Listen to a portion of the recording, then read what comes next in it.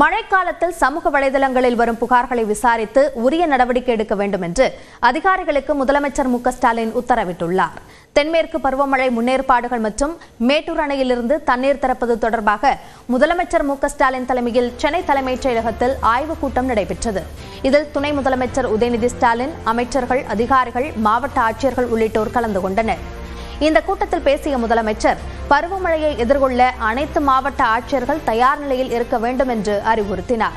வழக்கமான முன்னெச்சரிக்கை நடவடிக்கைகளை கடந்து தீவிரமாக செயல்பட்டால் பேரிடர் காலங்களில் ஏற்படும் பல பாதிப்புகளை தவிர்க்கலாம் என்றும் கூறினார்.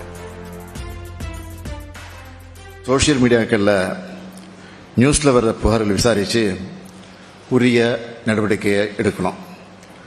அது மட்டுமல்ல, அப்படி எடுக்கப்பட்ட நடவடிக்கை எல்லா மக்களுக்கு சென்று சேருதான்னு திரும்ப அதை ஃபாலோ பண்ணோம். குறைகளை சொல்ற மக்கள்கிட்டையும் உதவி கேட்கிற மக்கள்கிட்டையும் கனிவா நடந்துக்கணும்.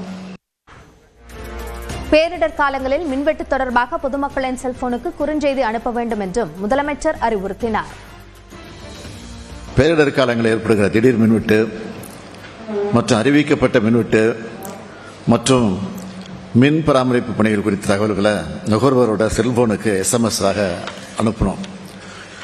அது மட்டும் இல்லை, அவங்க பகுதியில் எப்போ மறுபடியும் பவர் வரும்னு சேர்த்து அந்த மெசேஜை நீங்கள் பண்ணணும்.